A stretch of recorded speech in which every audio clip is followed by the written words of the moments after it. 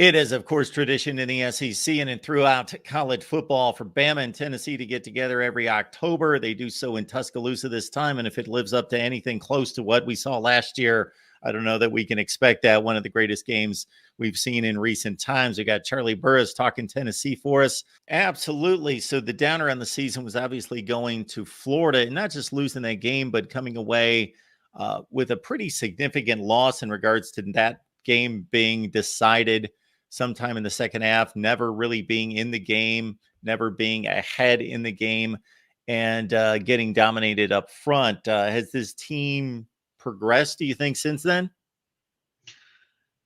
In some places, for sure. In other places, I think you could actually argue there's been regression. I would say in the run game, they have really taken steps forward. It's sort of the three-headed monster with Jalen Wright, Jabari Small, Dylan Sampson, and they went for something like 230 against South Carolina, 250 against Texas A&M. They're just killing teams on the ground, and that's been awesome. And then the defensive line has just woken up, and they are rocking everybody. Got a bunch of tackles for loss, sacks against South Carolina, only 2 sacks against Texas A&M, but I believe I saw a stat that said they pressured Max Johnson on something close to 65% of snaps, like just hellacious. The defensive line's been crazy in the last few games, so they've taken steps forward. But then you get to the quarterback. And specifically the quarterback and the wide receivers together. When Joe Milton has made good throws and gotten to the wide receivers, they've been prone to drops. And then at other times, Joe Milton will throw behind. His timing's off. It's just not there on his part. Also, he has seemed timid running the ball. And well, it's kind of been all over the place. Sometimes he's super confident running the ball and he'll steamroll somebody. And then other times, he seems kind of timid and he doesn't want to take a hit. At least it looks like that. And so it's been a little all over the place. And I would say over the course of the season so far, Joe Milton and the wide receivers especially, but certainly Joe Milton too, have kind of taken a step back. So it's a little of both. But on the whole, 5-1. I mean, you can't complain too much. Although, yeah, that Florida game was completely horrendous. But I think you're in a pretty decent spot going into this game. Well, decent spot in regards to if you're looking at an SEC Eastern Division championship, if that's the goal, obviously you got to take down Georgia head to head. And now that you've lost to Florida, you got to be perfect. So this is a monumental step, of course, going to Tuscaloosa, taking on Bama. So is there any explanation? You know, you've watched Milton, so you just explained what everyone's seeing on the field in regards to what's not connecting, but has there been any explanation from Josh Heupel in regards to working with him and him possibly improving on all that? Not really. They have just kind of stuck the line of just like, you know, Joe's going to be ready to play and he's the guy. And that there hasn't been a ton of questioning of just, hey, do you want to replace Joe Milton with Nico Iamaleava? Because I don't think realistically, there's really no possibility of that happening outside of the wheels completely flying off and you just, you know, not just losing, but just being completely impotent on offense while you lose. And I think you would have to lose to somebody other than Alabama. You know, if you get pounded by Missouri, you might have to have that conversation. It could be that, or it could be injury. But outside of those two situations, I think it's pretty clear that they're not going to replace Milton and you can fill in the blank on whatever reason they're thinking there. Nico's not ready. They do truly believe in Milton. They haven't really explained it out much. But you know, everybody can see, because he's, you know, the quarterback of this team, that he's just not getting it done. And yeah, I don't know. There's been so much talk about this in the last couple of weeks. just because, the running game is working so well that you look at it and you go, man, if Joe could just get it together, if these wide receivers could get it together, man, this could really be a pretty potent attack overall. And they just can't put it all together. But no better week than this one to get it worked out. But there's certainly no guarantee there. And Charlie, of course, when the running game's working this well, that makes it even easier on Joe Milton in the passing game because the respect given to the running game. So that almost magnifies his issues in the passing game. Of course, the wide receiver core was elite last year. And this also probably has to come as a shock to Tennessee fans who have watched the Josh Heupel offense just click for 2 seasons and now see some clunkiness in it. But we thought that the wide receivers would just squirrel white. Of course, Brew McCoy had a great season last year and was really on the move upwards. That Ramel Payton, that group would be able to largely replace Cedric Tillman, Jalen Hyatt, and those guys. Yeah, it's been disappointing. I would say the primary disappointment has been Dante Thornton, the transfer from Oregon, who just physically, it looks like it's all there. When he's played, he's had a bunch of drops. He hasn't looked confident. He doesn't look fundamentally sound. He goes up I would say there was a particular situation where he didn't go up and try to high point the ball. He just waited for it to come to him, and he missed out on a really crucial play earlier in the season. There's just been stuff like that. That's been disappointing because I think physically it's all there for the kid, but then he's also been hurt. He's had this nagging hamstring, was supposedly available against Texas A&M, but essentially didn't play or when he got in the game, didn't get targeted. Ramel Keaton has been super disappointing. You were really hoping for big things from him, and he just doesn't seem right. Squirrel White has been good, but he really just primarily gets the ball on just screen passes.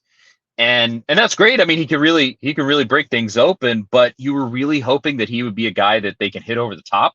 And there's been almost no explosive plays from this offense, period. Not just from, Squirrel White, but from anybody. There's been nothing. And outside of in the running game. And that's just absolutely brutal because your offense was built on that last year.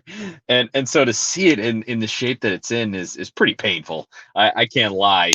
Because it's a joy when they hand the ball off, and then you kind of cringe when Joe Milton drops back for a pass. And it's tough because it was just so magical last year. Just everything dropped into place with that set of dudes.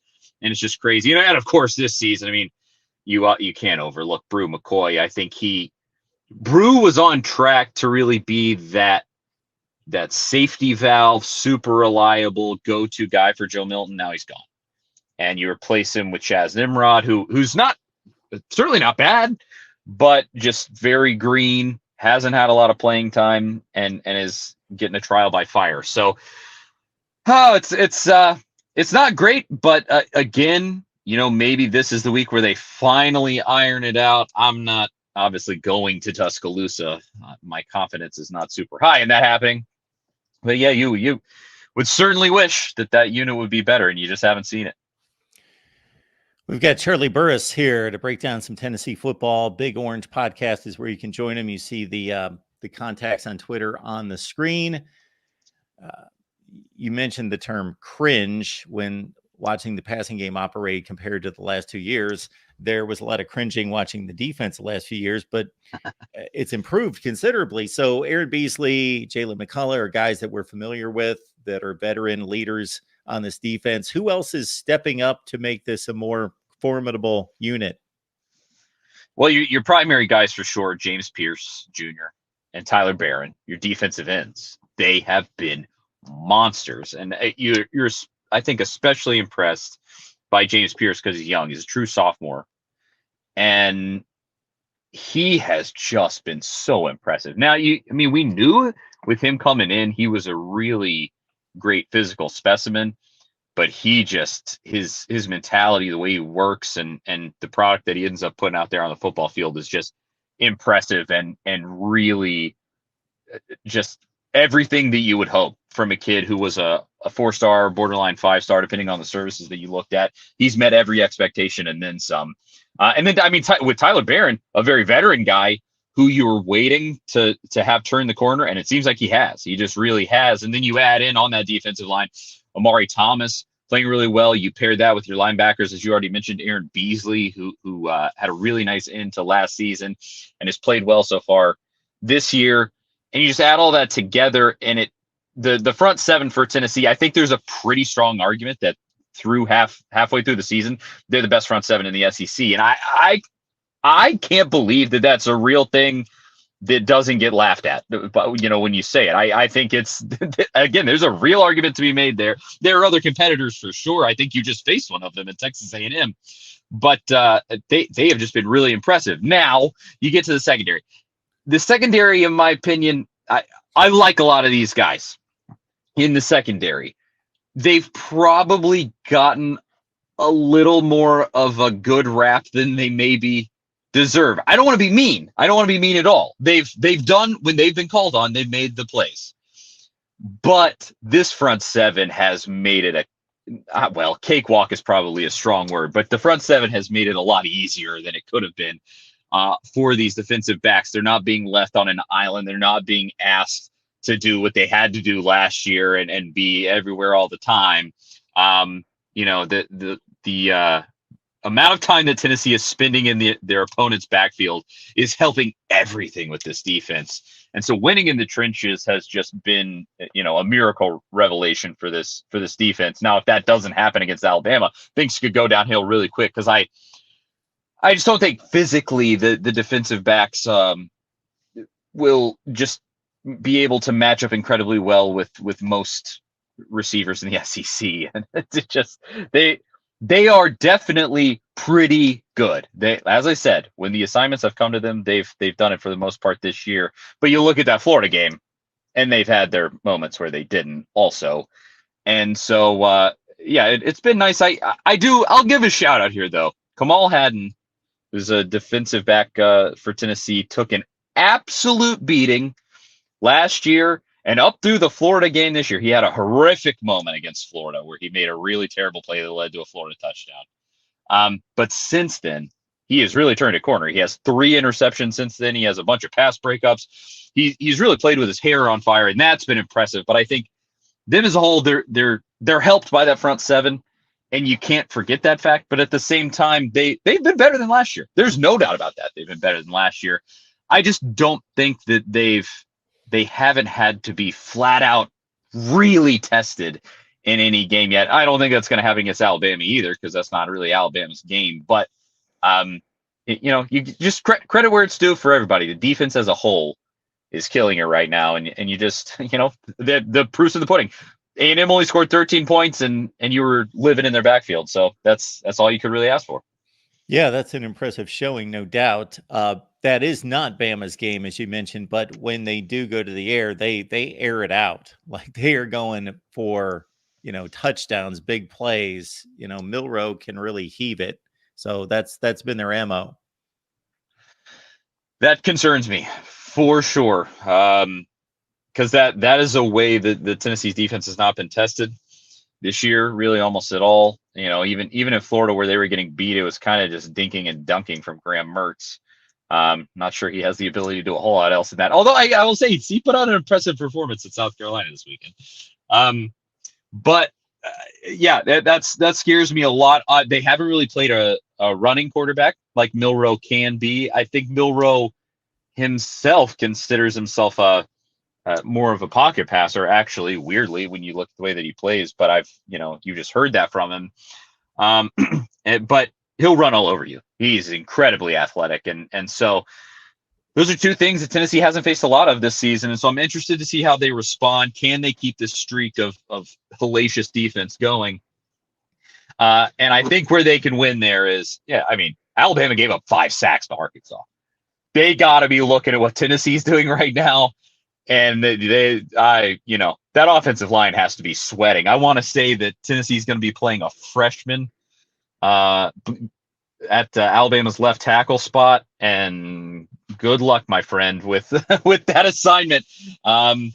with the way that Tennessee is playing at the moment. I think that's where Tennessee could win with this defense. I think you could put Bama in really tough spots. And it's what leads me to believe I think this is going to be a low-scoring affair. It's going to be who can make that explosive play, who can land that knockout blow, and that's probably what's going to win it when I assess this game. And obviously, it being in Tuscaloosa, that's a tough spot for Tennessee, but we'll just have to see. Check out Charlie's podcast. It's the Big Orange Podcast. You see the Twitter handle there on the screen, along with Charlie's personal Twitter right there. Charlie, we always appreciate you stopping by, breaking things down for us. Enjoy the ball game. I will try my best, Mark. It's gonna probably give me a near heart attack like last year, but I'm looking forward to it. Thanks again, Mark.